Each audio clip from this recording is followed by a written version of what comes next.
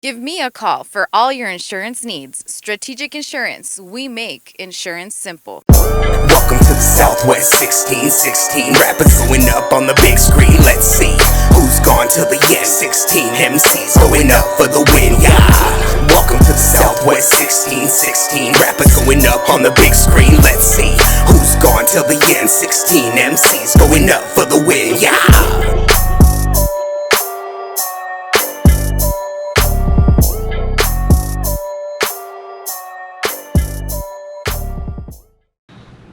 Yo, it's your boy Gov. It's the Southwest 16 recap show. We got a couple of people that were big parts of the show and putting it together in the season. We're gonna go over everything that happened in the season, the highs, the lows, the ups, the downs, the ins and the outs. We're gonna dot our I's, we're gonna cross our T's, we're gonna recap. It's gonna be dope. Let's go ahead and introduce the panel that we got here. Everyone at this point should be familiar with all the faces that we have here. So let's go ahead and we'll start to my left. Hey yo, what up? It's your boy T.O. Val from TIO The Inspired Ones, the director of the Southwest 16. Yo, what up? This your boy A Omega with the Funky Dope Flavor, your battle facilitator there, you know what I'm saying? Basically just the host of it there, you know, the middleman in between for you getting your jams there. But I'm gonna pass it on to the left. I go by Arrow, owner of Arrow's Independent Studio and executive producer for Southwest 16. Most def. I'm DJ Ill Style, New Mexico's premier DJ. Right on. So I feel like I should have gave you guys an applause. You guys are like celebrities right now. I'm sure people watching are like, that's my guy.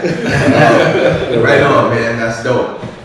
Let's go ahead and start off. I'm pretty sure everybody wants to know, how did you guys come up with the Southwest 16? How did that come to be? So basically, myself and A Omega were trying to come up with a show idea to pitch for Arrow's Independent Studios and ProView Networks. And one day we were chilling on his pop's porch and we were just jamming some hip hop and we were watching some UBR battles. And we thought it'd be dope to do battles that had music behind them rather than like a cappella style, like opera singer type, you know what I mean? Like, I don't know, that's just what, like the battle rap, like without beats, they kind of sound like opera singers, like yelling at each other, you know what I'm saying? Like, so like I wanted to do like the beats, you know what I'm saying? So me and A Omega tried to format something on the fly. We presented it to Arrow's Independent Studios. Arrow's hit it with the professional standpoint of it as to like what should be in and what shouldn't be in the mix, you know what I'm saying? So we adjusted to that.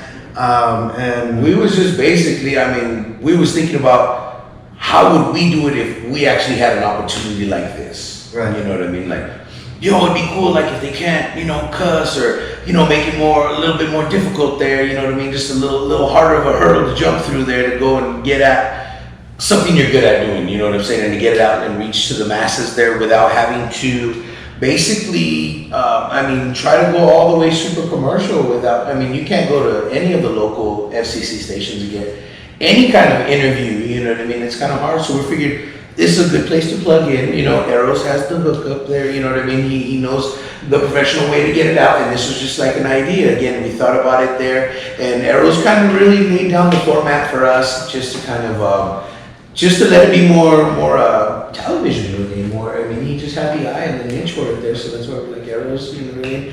Had it on point there for sure, you know what I mean? So What did you say when they came to you and they were talking about the Southwest 16 and linking up and Man, at first I didn't want to do it because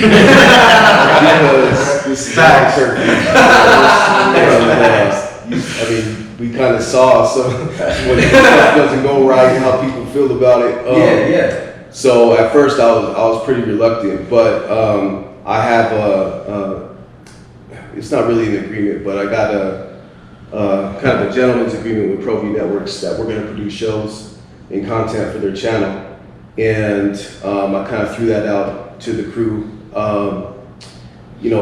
Vile specifically had been helping me on Shut Up and Talk, and I was telling him, hey man, we gotta come up with some ideas. We gotta come up with another show, and so he sat and thought about it, and he told me about that idea. And there was a show we were running at the time. It was the Arrows Independent Studio Show, and there was about 9-10 episodes of that. But on one of those segments, we had a segment where he was actually telling me about the show for the first time, and we kind of filmed it just to kind of create like a history. Yeah, you know what I mean? Just a kind of a dialogue about it and stuff like that, and see what the response would be. Is that the dialogue that's at the start of each of or most of the Southwest 16s?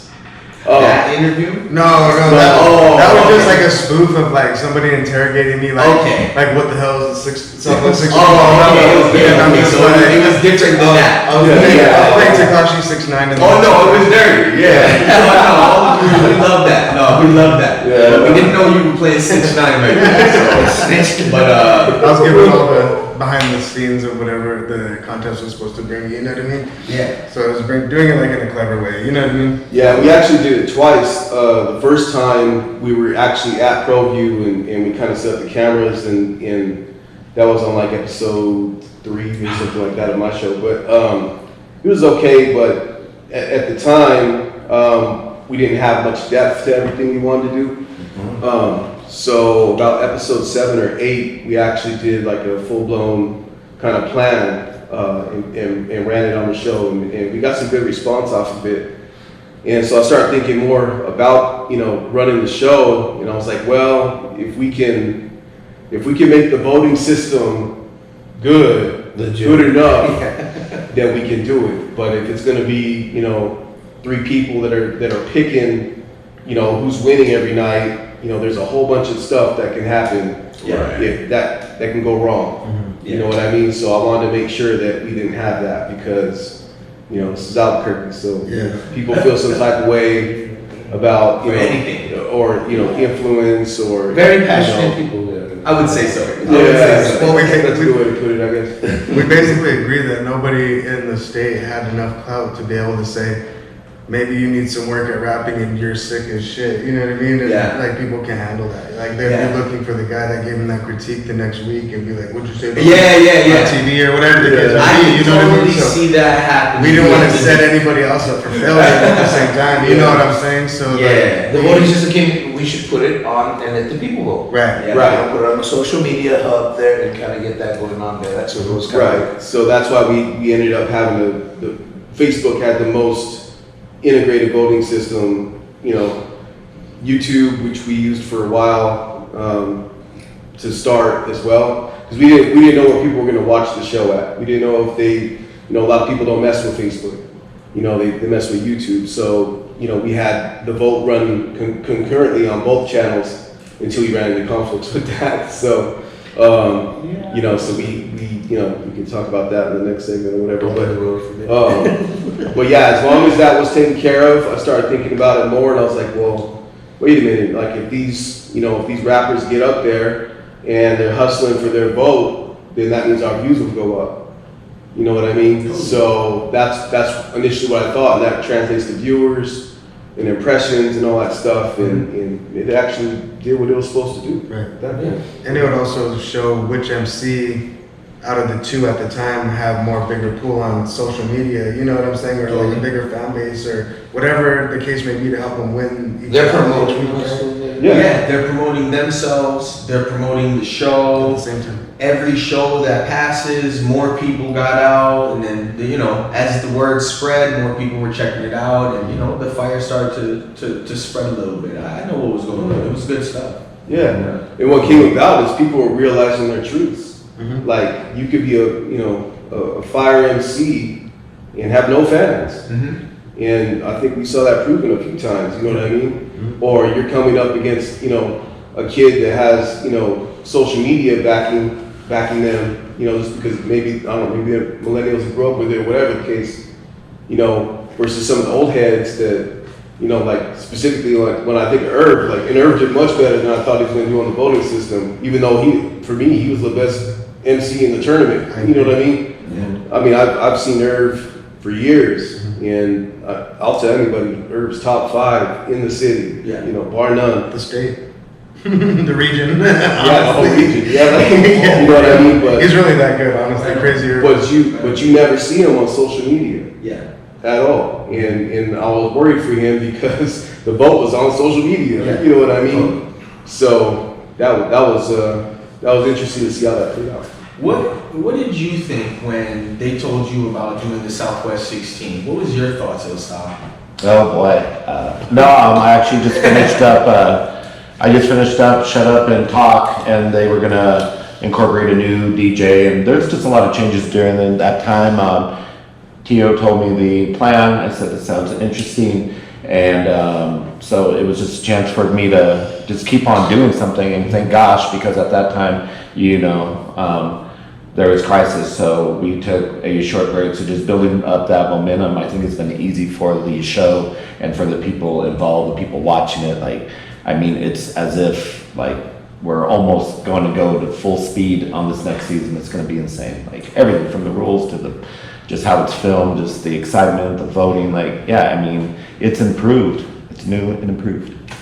Yeah, that's one of the best things about getting through that first season fully and being able to finish it, even in the midst of having a long break, and 3 months later coming back and saying, hey, let's pick this thing back up and see what we got again, But luckily, you guys picked the ball up and just started running. Definitely, yeah. It was scary, man. You know what I mean? Just because it was just, demeanor was down there, and like I know everybody was wondering, like, hey, where's my money? Did you pull it out the piggy bank? You know what I mean? Like, where's the dough? Like, you know what I mean? Like, I know this is going on, but there was a couple issues there where we couldn't go back to ProView Networks at the time. You know what I mean? Mm-hmm. And we just kind of had to figure out a way to keep this show going on. You know what I mean? And it's crazy. We all came through together. We all showed a lot of dedication. And that's one thing I gotta say about the Southwest 16 team there. I mean, they're fully dedicated into it there. These guys I'm sitting next to right there, hardcore working hustlers there for sure. Bar none. That's all I gotta say. Thank you. And I'm back at you. No doubt there. What was the first, I'd say, kind of reaction to when you guys started to tell people about Southwest 16? What was the buzz around it when it first got put out? For me, I had a lot of questions because, being that I have, the studio, obviously, I had a lot of MCs coming through, so everybody was just trying to figure out, like, what it was and, how it worked. And so I was explaining, based on, what we thought at the time, which most of it, we ended up keeping it the same. But it was pretty interesting because I wasn't sure, like, if anybody was going to sign up, and I'd keep talking to people, and people were kind of like thinking about it, and they're kind of hesitant. And then Rob was the first one to come in and drop money on the tournament with me. And he basically was like, look, I'm winning this thing. And he was the first one to sign up. And then once he signed up, we kind of felt better too, because we're like, hey, we got somebody, We started advertising. And then we started picking up, we're like, hey, this might actually go through. So we started getting more interest, and people like Ant-Man asked me 2 or 3 times about it, you know what I mean? So I could see that there was interest, but I wasn't sure if they were going to do it or whatever. And I think there was intrigue, I guess is the best word. Just, It was new. It was intriguing. There was a point where I had to type up like a full paragraph of like the rules and what was the entry fee and this and that, and then Arrows would send them to me like, hey, so and so is asking questions, and I would just have to like copy paste to their messenger and send it to them real quick. And if they liked it, they liked it. If they didn't, they didn't. And thankfully, everyone that read it liked it, and they all signed up, and we had a great success to season 1. And it was really fun to do it, and I think my whole team, you know what I mean, Ilstyle, Arrows especially, and Omega, my brother Cameron, you know what I mean, you for coming here today, you know what I'm saying, all the MCs that came and showed out, you know what I mean, like I didn't expect the amount of talent to spew into this show the way it did, you know what I mean, so. What did you think would be the biggest obstacle when you guys started it up? Was it just getting people in, or was it getting people to watch? Was it everything? I suppose it all adds up. It all adds up, and then of course it starts with the core, which is our squad, and you know, we all showed up, like no one ever was absent, so that's what made it work, was the dedication. I think that's the core of anything, but the rest, just trial and error. For me, I just wanted to do it justice. Like, this is a rap tournament, you know, and I just wanted to make sure that, you know, people knew that, you know what I mean? Right. So that, I just wanted to make sure it was done right. And so, these guys probably hated me after a while, because we'd have to do certain things over. No, There was no hate there. we respected you at my long because, like, Yeah. honestly, like, I know how it can be when people are coming at you. Don't with- shortcut. You with- shoot yourself. with these random issues or whatever that may have happened, and you know what I mean. You gotta- like, yeah. we came up with the most fairest way to troubleshoot any problem that came our way. I believe that we took care of everything in the most reasonable way possible. You know what I mean? Yeah. I think. Next season we're gonna incorporate some new rules that are gonna eliminate any confusion for anybody. You know what I mean? Reduce. So, yeah, Reduce. yeah. Yeah, right. What did I say? You said eliminate. Oh no, yeah. I'm always the whole. You know. There's always new issues. Yeah. Reduce. Everything is 99.9. That's right. You're out. Nothing And wrong. flying into planes is 100%. So totally. Okay. Ayo, some people might say you had one of the most difficult roles in Southwest 16. Being the host, Yeah, he did. talking to everybody, asking questions, narrating, Yeah. hyping it up. Staying neutral. What would you say was the hardest part for you in this whole season? Not being able to vote on any of these.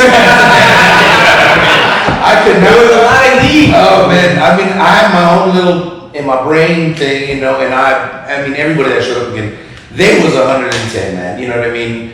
From anybody, you know, from bracket 1, bracket 2, there, not just the ones that moved on, but the cats that we did, you know, that didn't move on too. There was a lot of great heat. I mean, and these people now that I see that are doing things that didn't move on, you know, they're coming out with videos.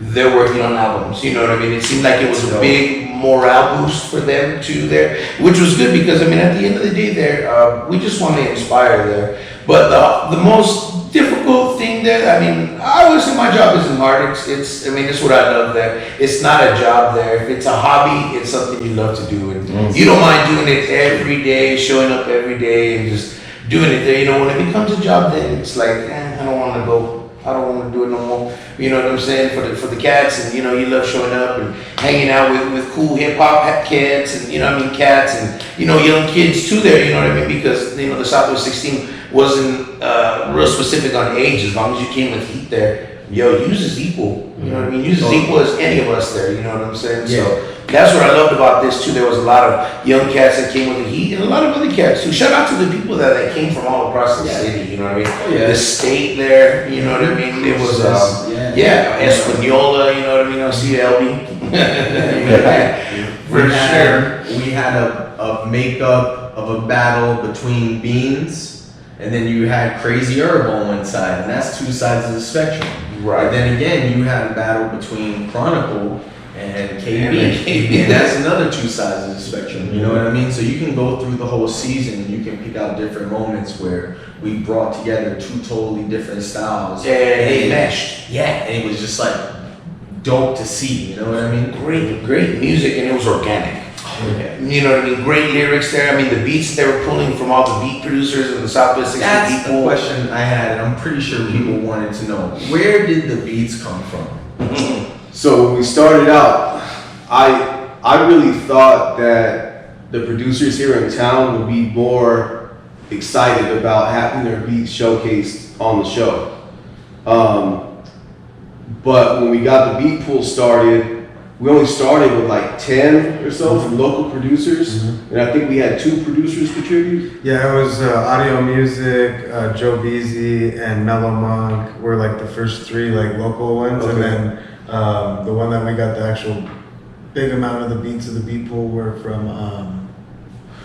Yep. So basically, when I saw what beats were in there, I was like, we're gonna burn through these in 2 weeks. 3 weeks, man. You know, so I went and got a beat pack online. It was Anno Domini pack, and I think he had some special like $30 for like 6 gigs of music or something. Oh, yeah, like that. that's So I an started amazing using amount. the lease to see if we could use it on air, and yeah, we had full rights to use it commercially. So I bought that one, and I think every one of the beats was an Anno Domini beat, except for the last one Mark used to win it all. He used an audio music beat, so Yeah, it that was kind of pretty cool. sick. That was cool to see. But yeah, I bought 2 beat packs, so we had like 300 beats in there. For season 2, if anybody's watching, local producers, my intention is to get y'all some shine, so I can flash your name up there when they're using your beat and we're watching the battle. Most definitely too, and we're gonna also, we're gonna incorporate the beats when I'm doing my mix, and we're gonna be showcasing some of your artists, or who is gonna be on there? Who's gonna be showcased? If I'm like doing my break and I'm mixing them up, who might it be? So we're gonna use a lot of studio artists for that, Okay. for like breaks and some of the, like I said, the beats from local producers and beats from the beat pack, and then IllStyle's gonna use more of that. He's still gonna have his sets. I'm gonna chop it up though. I'm gonna chop them up. They're gonna love it. Yeah, he's gonna do that. He's gonna Kill do it. his own thing, so that way, you know, and we shoot like probably like 4 or 5 clips of IllStyle before, Oh yeah. you know, on breaks, so we could use whatever. comes Yeah, out man. best too, but- Doing that's been a really good challenge too, though. You know, putting all of my craft in like 10 seconds. I've never done that beat because when I first started doing Shut Up and Talk, we didn't really know what we were gonna do. And then I found out YouTube doesn't appreciate you using like certain people's songs. So it would just be dead silence during that. Okay. And so, yeah. Sometimes you couldn't upload the show. We That was couldn't another upload. reason why I bought the beat packs and wanted to use local producers. Yeah. Because they won't let you upload content. Yeah. You know what I mean? So that's why we did that. That was a big when we started. I would be like, hey. Yeah. Yeah, but now though, no sound. Yeah, we had one show that never loaded because Wow. he had some cut from like, and it was some random stuff. yeah, well, it was from Redman. But Yeah. Ready to Rumble. That's Oh, what yeah. Yeah, it's like that. we could not upload the show because it had that in it. That's crazy. Yeah, so just like those 10 seconds, I just want everyone to know, like, I worked so hard on that because I just wanted to bring that information. But yeah, it impacts a lot. But I'm looking forward to work with the artists and just see their reaction to their music being, you know, cut up or chopped or screwed, and then they're like, be like, dang. And so, you know, but yeah, we're I wanted a definitely. little scratch in there, or they couldn't find somebody to do it. Or, Yeah. Oh yeah, I'm pretty sure that these artists will appreciate their records getting a little bit scratched, but you definitely heard it. All producers, if you make beats, definitely contact Eros. Try to get in contact with Eros so you can get your beats into season 2. Season 2. Okay. That's one of the questions I wanted to discuss. And that is going to be the next question we're going to lead into. Actually, as you can see, there might be a little confusion here. Yeah. So there was some brackets in there, and there was a little bit of confusion on the brackets. So what was going on with the brackets in season? So 1? our intention when we started the show was to have 16 MCs and one bracket and have everyone, you know, basically Climb up. climb up the bracket. The pace to sign up was slow. So I think we were stuck at like 9 for a minute, and we're just like, look, like we'll just run 8 and hand one their money back because we want to put this tournament on air. I need another show to get on air, and we've been telling ProView about it, and so we're like, we're just gonna start with 8. So we started with the first 8, and we actually had to do the finals for the first bracket before we filled the other bracket. So that's why you started seeing semifinals and finals for bracket 1 before we filled bracket 2, because we didn't have a full bracket 2 until like episode 4 or 5, something like that. We're like, So we were just like, hey, we're just gonna hand out this prize money to one of these 8 people. Yeah. You know what I mean? We were content with that. Like, Yeah, okay, we plus won't get they were paid off waiting this. too. Yeah, we won't get paid off this. You know, let's just run it, and then when more people see it, you know, hopefully they jump on it. And that's literally what happened. They started seeing the competition, and then bracket 2 started filling. And luckily, before we finished the the finals of bracket 1, we filled bracket 2. Everything literally was like a last minute feat for us. Like we were literally, like Arrow said, our goal was to have all 16 ready to go. You know what I mean? And then we could just at random pick them and match them up week by week and not have to worry about it. But very last minute we fill bracket 2. Very last minute we shoot the semifinals for bracket 1. You know what I mean? So basically what it is it was 8 and 8. We mixed it all up, and you know what I mean. And like we try to battle them each week. That's where the brackets came from. And who knows? Maybe like once it takes off and like more like seasons come out of it, then we can take the winner from each one and do a promotional one, or I don't know, whatever. You know what I mean? Like have them all come back and have all the winners in the bracket, 16. Right? 16 winners back against each other. Battle, I think a lot of people right now have seen, and have an opinion about the show, so we just don't know what the opinion is yet. I mean, some people that, I get a lot of feedback saying that, oh yeah, I loved it, it was a great show, no one's doing it like that. For Albuquerque especially, and which is, true. I mean, not to like, pat ourselves on the back too hard, but there's really not, especially with COVID going on. I mean, media is the only way to basically explore what's going on in your own hip hop community right now.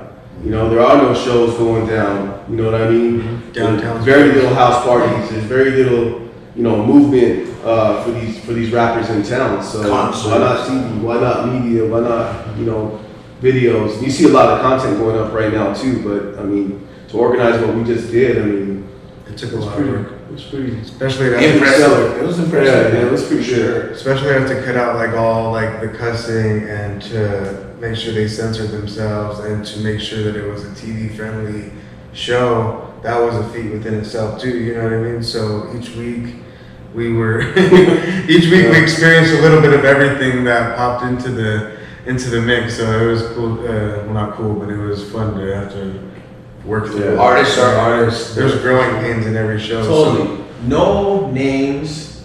Were there any artists that had so many takes you were like, does this end? Can we say that? No Well, artists. no names. We No won't- names? Oh, There yeah. was a Did it clear happen? Ten. Did it not happen? 10, right? 10 takes? 18. 18. 18 takes? Oh. 18 takes. Okay. Well, you can tell me off All right, I so- forgot. Yeah, we had the full spectrum. We had Yeah. some people that came in One take? one take, Okay.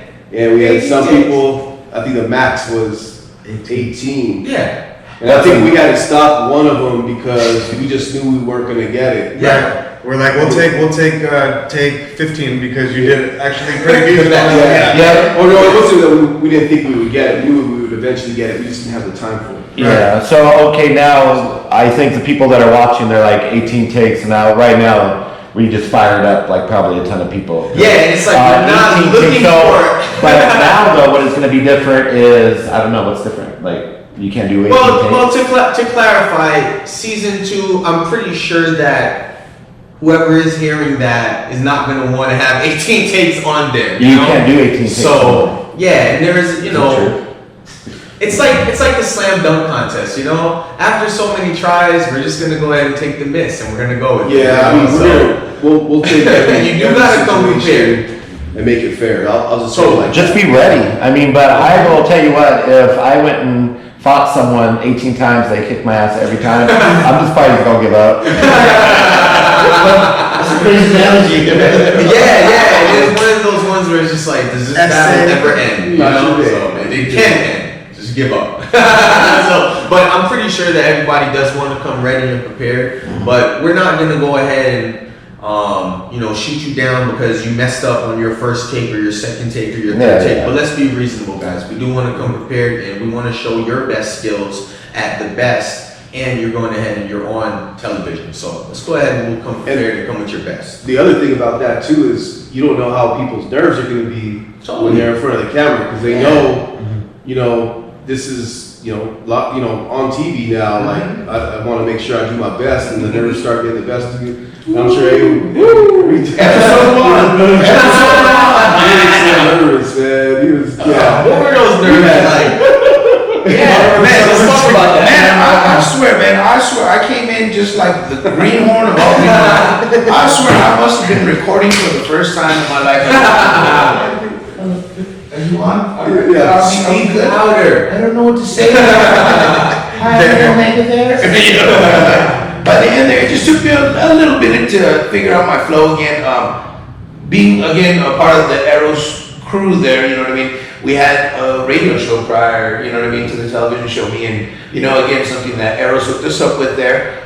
We had T.O. out the box, that was a good thing there. But, you know, I was kind of a host on that. So I had that presence already ready to go there. I just didn't know how to keep my face and act a certain kind of way there. Plus on that one, I was a little more lenient with the lingo. My tongue could, you know, I could slip a little bit now. That again, too, I'm a host for radio free, you know, radio friendly, you know, content there. I had to thumb up with my game as well there, you know what I mean? I couldn't be saying stuff like that or just coming off the wall like, wow, you know what I mean? Just kind of had to tone it down a little bit there and figure out a good method. By episode 3 there, that was dope, you know what I mean? I kind of felt really, you know, stable, you know what I mean? These guys were giving me nothing but good pointers, just little things to make this show a little better, cut out certain things. Everybody knows, you know what I'm saying? That's like my signature there, so you know what's up there. I see you. You know what I mean? There. So all those little things, but I'm gonna say this too, like, you know, you may not want me to say this, but he actually wanted to not host season 2. He was like, man, if you find someone else, let me know. It's out. Oh, Yeah, man, it's out. You He's can't. like, we can jump back and forth, is that? I can just feel it sometimes. Oh man, like, that's for sure. That was our response, right? and I was Yeah. kind of hurt. I was like, no man, like you're the host of Southwest 16. I'm guilty, yo. Yeah, I mean, yeah, you know, sometimes he says, know what I'm saying, too much, but it's, you know, it's cool. It's easy for editing sometimes because I don't have to know what I'm saying. I can keep all the content. So, you know what I mean? It's cool. That's extra content. Yeah. And honestly, I wouldn't want to choose anyone else other than him. Like, as he mentioned before, like, when Arrows gave us Tio out the box, I immediately threw it to him because of his voice, his energy.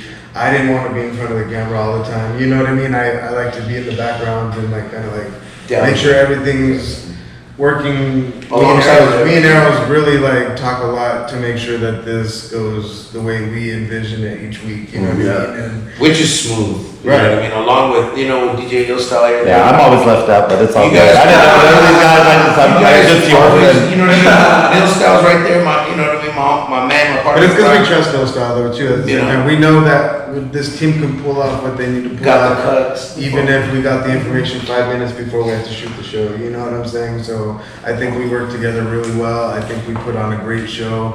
I think we came up Thank you. with an idea that is unstoppable as long as people keep signing up. You know what I'm saying? Yeah, and that is like one point that I made at a meeting with us last week is as much as we clown or this and that, but when it's time to work, we work, and not one of these gentlemen has ever asked me why I needed something. They never say no, and vice versa. Like, I'm always willing to just plug a cord in, like, that's all it takes sometimes. But I mean, even on higher things, like, we trust each other, it gets done. Love it.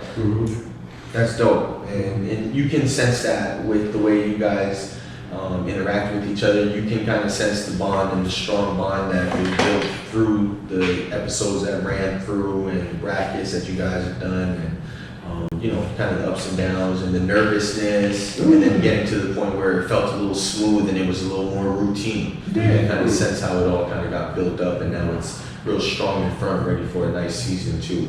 Let's go ahead and jump right into some of the artists that were in the show, because they were the most important. I can't speak now. The most important part. So I'm just, The most important part. Dirty Tony feels it, right? It is. I got you. The most important part of the Southwest 16 Were the there was- artists. Yeah, we're the artists. There was a lot of heat that came out. Let's go ahead and start with Illstyle. Tell me, who was your favorite spitter out of the whole season? Now we can name names. No, I really don't think that's a fair question. Yeah.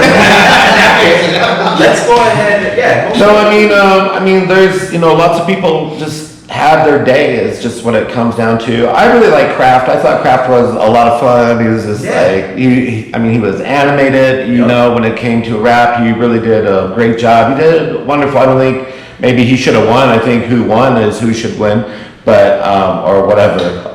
But I don't even know what that means. I'm like Dr. Seuss or whatever. The people love it. All right, next. So Kraft, we'll say Kraft. Okay, Kraft. Eros, what is your favorite man, spitter? I got no problem saying Irv, man, just because. I mean, I didn't really like grow up with Irv because I'm older than Irv, but I've seen him just murk verse after verse after verse after verse in the studio, and he's just smooth. He's just real smooth, you know. And I'm not sure he translated well to the competition. You know what I mean? Like as far as like the social media thing that I was telling you about, like 'cause he didn't really have like a social media presence, but I mean overall, like I said, he's top 5 for me in the city. And I don't know the other 4 right now. Just you know what I mean? The lyrics are undeniable. Yeah, just just like the delivery. Irv's nice. I quit. Yeah, he's like the only one that, and what's interesting about Irv too is Irv didn't pay his fee. Shorty Badmouth paid his fee for Irv to get into the competition. He sponsored him, and he's like, I'll put Irv up against anybody. Yeah. And he put his money on the table, and so that's how he even got in. You know, to the That's what's competition. So I thought for sure he was going to take it all. You know what I mean? But then we saw how social media played a role. But, Yeah. Ayo, what do you think? Oh man, for sure. Favorite one, best MC that I thought for me there like that on point. I mean, I can't help it, man. I love my man from Mark the Dark. You know what I'm saying? Mark the Dark. the champ.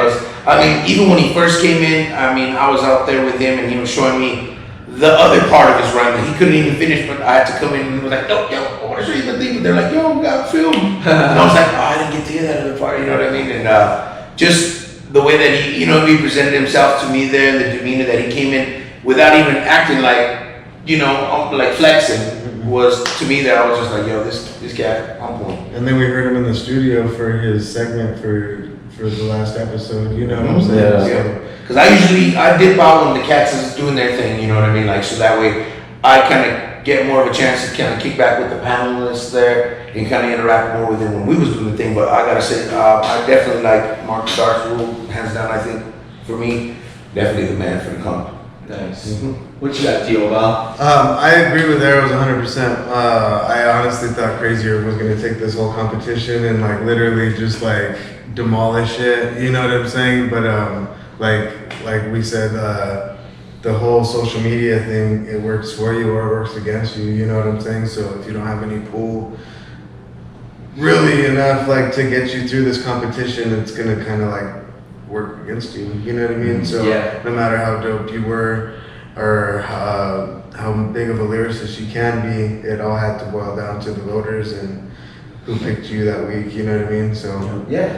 And that's why the voters and the fans, everybody watching, played as big a part, right? You know, we can say, you know, and it wouldn't have been possible without them. So definitely thank you for everybody that watched the show during the season. Definitely huge love for you guys. It wouldn't have been possible without you guys, your votes, your comments, all your inquiries, you know, all the questions you had about the season and stuff. Let's go ahead and carry that momentum into season 2 for sure.